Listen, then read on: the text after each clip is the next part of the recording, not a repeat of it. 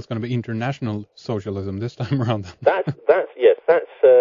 Well, that's right, absolutely, yeah, not national socialism, sorry, yeah. I mean, that's what they're going for, certainly, but I don't think I don't honestly think it's going to be possible to just throw away these national boundaries, because there is a certain amount of distrust of that. That's the game, I suppose, at the moment, is to try and, as it has been for such a long time, to break down international borders.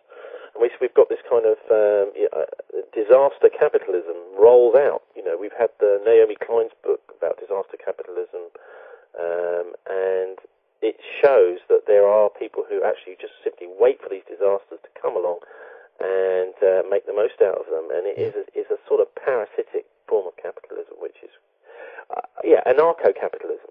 It's just, survival of the fittest, law of the jungle capitalism, which it seems is sinking Western society. But I've no doubt there'll be a fight back against it. Mm-hmm. And there certainly is already, within the establishment even. Okay, well, tell us a little bit more about that. What do you see is happening? Well, there are all sorts of interests, you see, in the establishment. It's not quite as clear-cut as people would like to think it is. There are all sorts of different interests, both from the sort of merchant classes and from the landed gentry.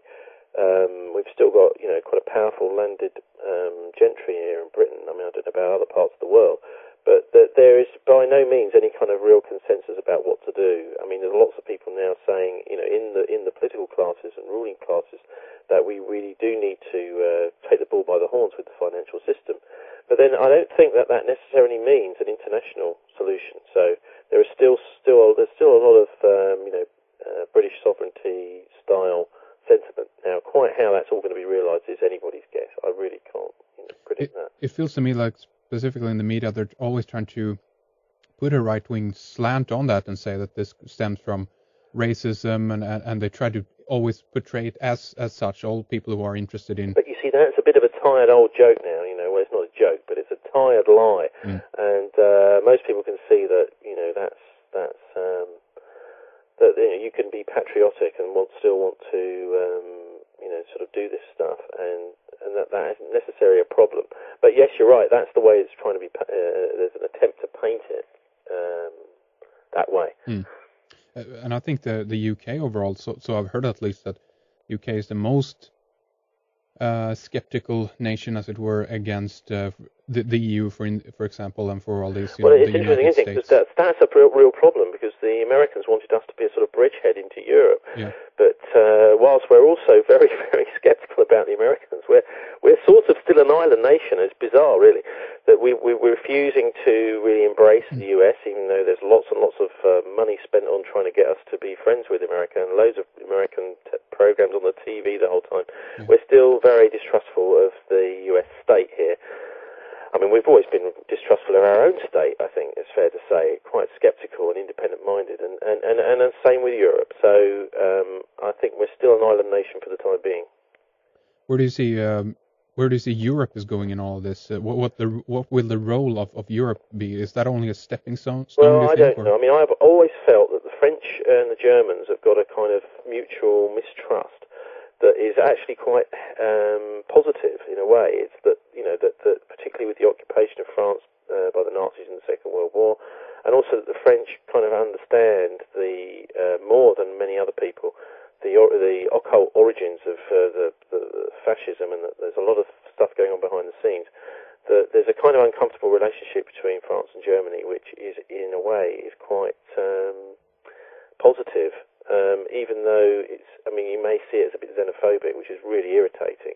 It's just the idea that, look, we respect you, but we don't want to be part of what you do. It's like the friend who's a great friend of you, but you don't necessarily want to be living in the same house as them, So there's that sort of feeling, I think, in Europe, and I honestly don't think that the whole sort of EU project is being bought by never mind the people in these various countries.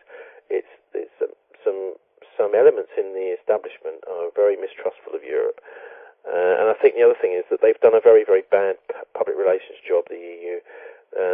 Most people now know about the corruption in there, the fact that the accounts of the European accounts haven't been signed off for many years, that there's all sorts of problems with their public image. So and their image amongst opinion formers. happened here in the UK, of course, is that we've had Kenneth Clarke, who's the main Bilderberg representative for Britain. I mean, he's one of the real Bilderberg organisers, and I can talk about their links to Freemasonry if you want. Yeah, definitely. Please go ahead. So Ken Clarke is now on the shadow cabinet. That is to say, he's in the Tory party opposition. I mean, he's been a candidate for the leadership of the Tory party for a long time. But you've got this kind of actually very anti-Europe sentiment generally in the Tory party, which is sort of a bit patriotic and that sort of thing. And yet, right in the centre there, you've got the main Bilderberg guy. So you've got a kind of inherent contradiction constantly in the Conservative Party here in Britain, which is pro and anti-Europe at the same time. That's pretty anyway, so Bilderbergs and Ken Clarke and Freemasonry, well, I don't know whether Ken Clarke is a Freemason, but there's certainly some very, very strong connections between Freemasonry, and all you need to do is go back to look at John Robison's book, The Proofs of a Conspiracy, which some people doubt the authenticity of, but I just challenge people, read it for yourself and see what you think. You know, this guy knew James Watt, the inventor of the steam engine, and he was a Freemason himself, and he could see what was going on within Freemasonry across Europe. And you can see in those original writings, which were translated from the German, leaked material from the original Illuminati, that there was this plan there to infiltrate the Freemasons, because they thought, the Freemasons are a kind of nice little club, no one will suspect us yet, and to create this kind of super Masonry, which was very secretive and essentially satanic. And if you look at Bilderberg today, you can see the guy who organised the last conference in Britain, that was in Turnberry in Scotland, is the same chap who, Andrew Palmer his name is, the same chap who's the personal assistant to the Duke of Kent, who's the world's #1 Freemason. There you go. You don't tell me there's no connection between Freemasonry and the Bilderbergs, please. Yeah.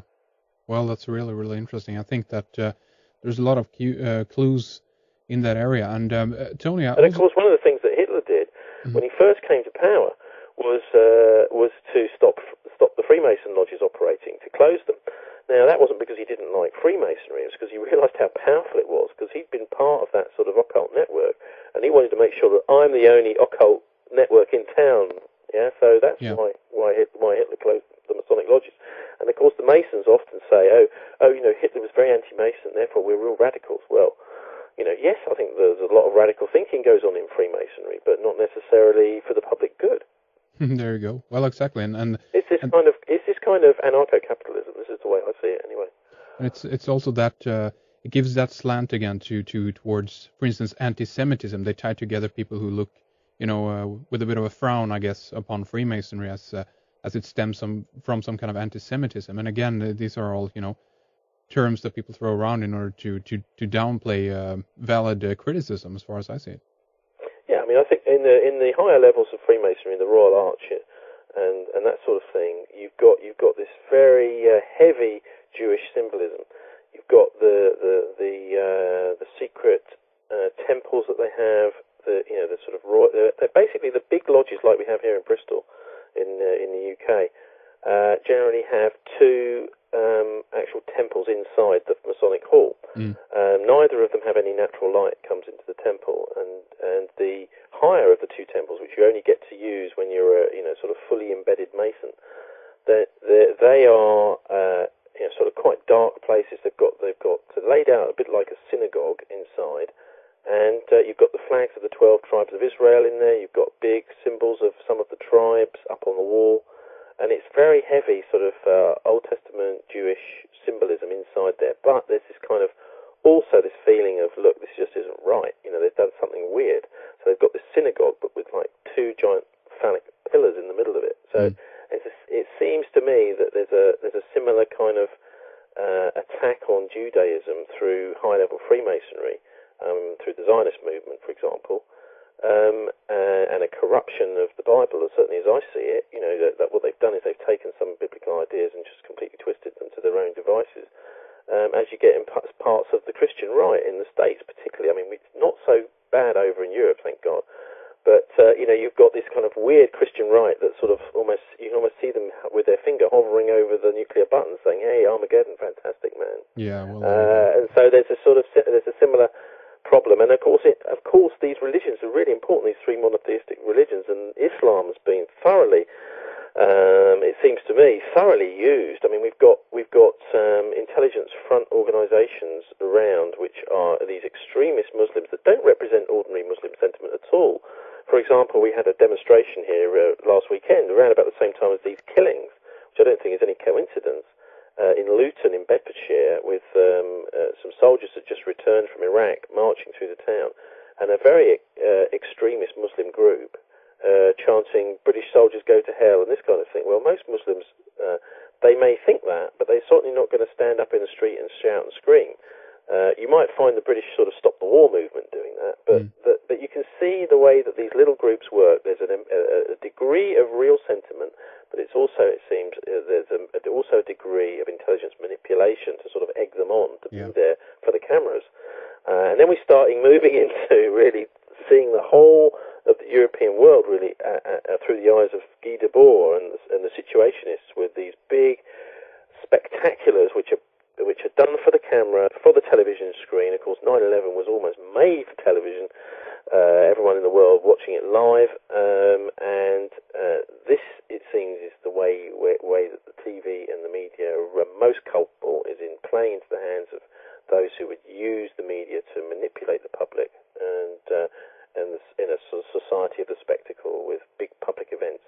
And all this stuff has gone into really well by the Situationists and the French revolutionary types back in the 1960s, Paris 68. And many people haven't really gone into Situationism, but I think it's one of the most fascinating and interesting artistic movements there's ever been, and probably the sort of fusion of art and politics that really helps to people to disassemble what they're seeing on the television screen, rather than just simply switch it off and never watch it, which is what increasing numbers of people are doing, is to actually get to grips with it and understand, this is that sort of manipulation. Like, I don't know if people have seen the V for Vendetta film, where you've got this little child sitting watching the BBC News and getting up and saying, well, a load of rubbish. They don't expect us to believe that, do they?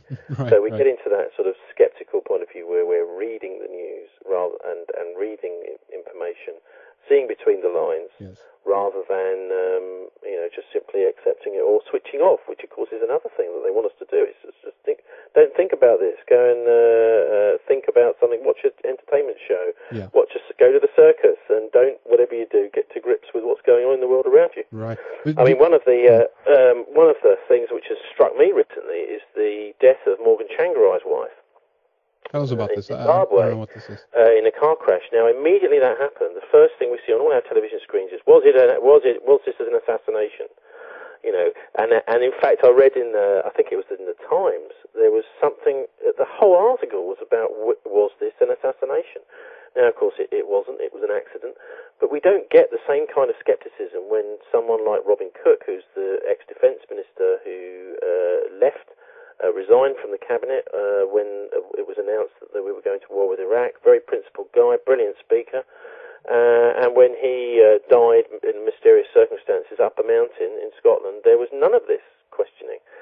So, people are starting to read that, certain things are more likely than others, and that there is a really very, very loyal political press. Most of the institutions, it seems to me, are no longer independent reporting houses. They are bought and sold for their political influence. Places like the Daily Telegraph and various other big institutions. Yes, bits and pieces of truth trickle out, but essentially they are used for political influence now. And David Kelly, another one, right? David Kelly. Mm-hmm. Well, actually, it was here in Bristol that the programme BBC documentary was produced, which was actually one of the best I've seen, looking into the death of David Kelly. And it looks